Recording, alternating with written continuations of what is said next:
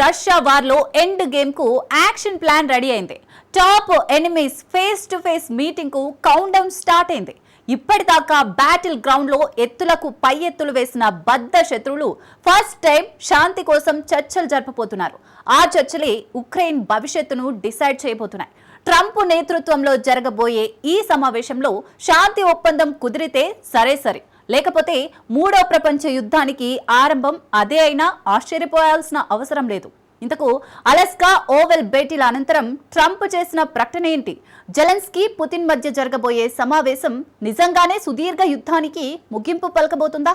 ఈ ఇద్దరి భేటీలో శాంతి సాధ్యం కాకపోతే యుద్ధ భూమిలో పరిణామాలు ఎలా మారతాయి? Let's watch. ఉక్రెయిన్ యుద్ధ భూమిలో ఎండ్ గేమ్ కు action plan ready.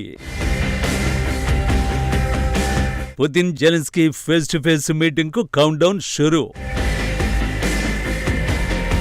Top enemies భేటీలోనూ శాంతి ఒప్పందం సాధ్యం కాకపోతే ఒకరిది ఒక్క అడుగు భూభాగం వదులుకోకూడదు అన్న లక్ష్యం, మరొకరిది నాటో తన దరిదాపుల్లోకి రావద్దన్న టార్గెట్, ఇంకొకరిది ఏదో ఓ మ్యాజిక్ చేసి సుదీర్ఘ యుద్ధాన్ని ముగించి నోబెల్ శాంతి బహుమతి కొట్టేయాలని కోరిక. ఆ లక్ష్యంలో భాగంగానే అన్ని పనులు పక్కన పెట్టేసి యుద్ధానికి ఎండ్ కార్డ్ వేయడమే లక్ష్యంగా అడుగులేస్తున్నారు. అలస్కాలో పుతిన్తో, ఓవల్లో జెలెన్స్కీతో భేటీలు ఆ లక్ష్యంలో భాగమే. కానీ ఈ రెండు సమావేశాల్లో ట్రంప్ ఎంతవరకు విజయం సాధించారు? ఈ ప్రశ్నకు ఆన్సర్ తెలియాలంటే అసలు సిసల సమావేశం వరకు ఆగక తప్పదు. ఆ సమావేశం గురించే ఓవల్ భేటీ తర్వాత ప్రకటించారు Trump. All of us would obviously prefer an immediate ceasefire while we work on a lasting peace, and maybe something like that could happen. As of this moment, it's not happening, but President Zelensky and President Putin can talk a little bit more about that. You know, in the 6 or so wars that we stopped, we haven't had a ceasefire, and so I don't know that it's necessary. You can do it through the war, but it would be, I like the ceasefire from another standpoint. You immediately stop. ప్రపంచం మొత్తం ఉత్కంఠగా ఎదురుచూస్తున్న వేళ Trump చేసిన సంచలన ప్రకటనే ఇది. War జోన్లో ఇప్పటి వరకు కత్తులు దూసిన top enemies first time face to face మీటింగులో కూర్చోబోతున్నారు. అది కూడా 3.5 సంవత్సరాలకు పైగా కొనసాగుతున్న సుదీర్ఘ యుద్ధాన్ని ముగించాలనే లక్ష్యంతో. ఈ సమావేశం ట్రంప్ నేతృత్వంలోనే జరగబోతోంది కాబట్టి ఇది త్రైపాక్షిక సమావేశం అనుకోవచ్చు. ట్రంప్, పుతిన్, జెలెన్స్కీలు యుద్ధం ముగించేందుకు ఒకేసారి చర్చలు జరిపితే ఆ సీన్ ఎలా ఉంటుందో ఊహించుకోవచ్చు. అందుకే డొనాల్డ్ ట్రంప్ చేసిన ఈ ప్రకటన ప్రపంచాన్ని ఆకర్షించింది. మరోవైపు పుతిన్, జెలెన్స్కీ మధ్య జరగబోయే సమావేశం సుదీర్ఘ యుద్ధాన్ని ముగించేందుకు కీలక ముందడుగుగా ట్రంప్ అభివర్ణించారు. శాంతి ఒప్పంద చర్చలు మరింత మెరుగయ్యాయని పేర్కొన్నారు. But I believe a peace agreement at the end of all of this is something that's very attainable, and it can be done in the near future. With all of the wars that I got involved in, we only have this one left. Of course, as I walk out the door, there'll probably be a new one starting, and I'll get that stopped too. But I thought this was going to be one of the easier ones. It's actually one of the most difficult. They're very complex. The next step would be for a trilateral meeting, and that will be worked out, and I just look forward to working and having a great result. జెలెన్స్కీతో పాటు వచ్చిన Europe దేశాల అధినేతలు, EU, NATO నేతలతో oval కార్యాలయంలో నిర్వహించిన సమావేశం అద్భుతంగా జరిగిందంటూ పేర్కొన్నారు. మరోవైపు ట్రంప్తో చర్చలు చాలా నిర్మాణాత్మకంగా జరిగాయని జెలెన్స్కీ తెలిపారు. భద్రతా హామీలతో సహా పలు సున్నిత విషయాలపై మాట్లాడినట్లు పేర్కొన్నారు. ట్రంప్తో కలిసి యూరోపియన్ నేతలు చాలా కీలకమైన విషయాలపై చర్చించారు.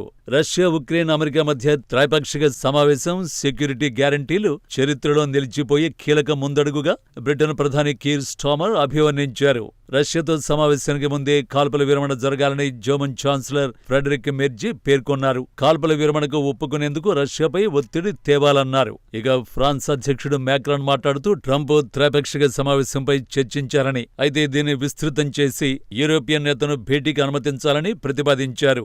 ఇది యూరోప్ మొత్తానికి సంబంధించిన విస్తృత భద్రతా హామీలను పరిష్కరించడానికి ఉపయోగపడుతుందని అభిప్రాయపడ్డారు.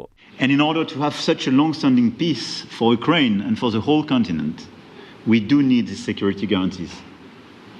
And the first one is clearly a credible Ukrainian army for the years and decades to come. And the second one is our own commitments, all of us. And we worked very hard during the past few months amongst the coalition of the willings with the support of NATO to build the different pillars of security guarantees and our commitments And you can be sure that Europeans are very lucid about the fact that they have their fair share in these security guarantees for Ukraine, but their own security is clearly at stake in this situation. So you can count on us, as we can count on you, in order to deliver this robust peace for both Ukraine and Europe.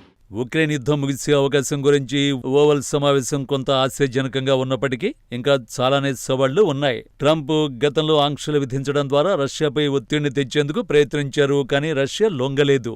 ఉక్రెయిన్కి చెందిన Crimea సహా కొన్ని కీలక భూభాగాలు Russia అధీనంలో ఉన్నాయి. వాటిని తిరిగి ఉక్రెయిన్కి ఇచ్చే ఉద్దేశం మాస్కోకు ఏమాత్రం లేదు. జెలెన్స్కీ మాత్రం తమ భూభాగాలను తమకు తిరిగి ఇవ్వాల్సిందేనని పట్టుబడుతున్నారు. మరోవైపు ట్రంప్ మాత్రం వాటిపై ఆశలు వదులుకో అని జెలెన్స్కీకి చెబుతున్నారు. ఇలా ఈ గొడవ తీరేలా లేదు. ఈ విషయంలో జెలెన్స్కీ చాలా పట్టుదలతో ఉన్నారు. యూరోపియన్ నాయకులు శాంతి ఒప్పందంలో ఉక్రెయిన్ సైన్యానికి ఎలాంటి పరిమితులు ఉండకూడదు అంటున్నారు. రష్యా దాడులను నిరోధించేందుకు చాలా బలమైన రక్షణ వ్యవస్థ అవసరమని అంటున్నారు. మరోవైపు రష్యా ఉద్దేశాలు చాలా సంక్లిష్టంగా ఉన్నాయి. పుతిన్ ఉక్రెయిన్లో తమ ఆక్రమించిన దాదాపు 20% భూభాగం తమ దగ్గరే ఉంటుందని, తిరిగి ఉక్రెయిన్కి ఇచ్చే ఉద్దేశం లేకుండా ఒప్పందాన్ని కుదర్చాలని ట్రంప్ను కోరుతున్నారు. అలాగే నాటోలో ఉక్రెయిన్ చేరకుండా నిరోధించాలని డిమాండ్ చేస్తున్నారు. అన్నింటికి మించి డాన్బాస్ ప్రాంతం విషయంలో పుతిన్ వెనక్కి తగ్గడం లేదు. And I showed the President a lot of details on the battlefield, on the map. Thank you so much. Thank you for the map, by the way. Good map. It was great. Yeah. I'm thinking how to take it back. ఉక్రెయిన్పై Russia దండయాత్ర మొదలైనప్పటి నుంచి Donbas పేరు resound ఇవ్వడం మొదలైంది. వివరంగా చెప్పాలంటే Russia అధినేత ఈ ప్రాంతంపైనే ఎక్కువ ఫోకస్ చేశారు. ఉక్రెయిన్ తూర్పు భాగంలో దక్షిణాన మరియపోల్ శివాల నుంచి ఉత్తరాన సరిహద్దు వరకు ఉండే లుహాన్స్క్, డొనెట్స్క్ అనే 2 పెద్ద ప్రాంతాలు డాన్బాస్లో అంతర్భాగమే. యుద్ధం మొదలైన నెల రోజుల తర్వాత లుహాన్స్క్లో 93% ప్రాంతాన్ని, డొనెట్స్క్లో 54% ప్రాంతాన్ని తన నియంత్రణలోకి తెచ్చుకున్నట్లు రష్యా ప్రకటించుకుంది. ప్రస్తుతం 30% డొనెట్స్క్ మాత్రమే ఉక్రెయిన్ ఆధీనంలో ఉంది. పారిశ్రామిక హబ్బుగా ఉన్న డొనెట్స్క్లో మైనింగ్ కూడా ఎక్కువగానే జరుగుతుంది. బొగ్గు నిల్వలు, ఉక్కు ఉత్పత్తులకు ఈ ప్రాంతం ప్రధాన కేంద్రంగా ఉంది. అయితే ఈ ప్రాంతం ఎక్కువ భాగం రష్యాలోనే ఉంది. సుదీర్ఘ యుద్ధం ముగించాలంటే ఖచ్చితంగా తూర్పున ఉన్న డొనెట్స్క్ కావాల్సిందే అంటున్నారు రష్యా అధ్యక్షుడు పుతిన్. ఉక్రెయిన్ ఆ ప్రాంతం నుంచి పూర్తిగా వైదొలిగితేనే కాల్పుల విరమణకు అంగీకరిస్తామని పుతిన్ డిమాండ్ చేస్తున్నారు. అలస్కా భేటీలో పుతిన్ ఈ కీలక డిమాండ్ను ట్రంప్ ముందు ఉంచారు, కానీ అందుకు జెలెన్స్కీ అంగీకరించడం లేదు. Russia is still unsuccessful in Donetsk region. Putin has been unable to take it for 12 years. And the constitution of Ukraine makes it impossible to give up territory or trade land. Since the territorial issue is so important, it should be discussed only by the leaders of Ukraine and Russia at the trilateral Ukraine, United States, Russia. So far, Russia gives no sign that trilateral will happen. And if Russia refuses, then new sanctions must follow. నిజానికి Donbas ప్రాంతాన్ని రష్యాకు అప్పగిస్తే Ukraine మొత్తాన్ని Moscow చేతిలో పెట్టినట్టు అవుతుందని Zelensky వాదిస్తున్నారు.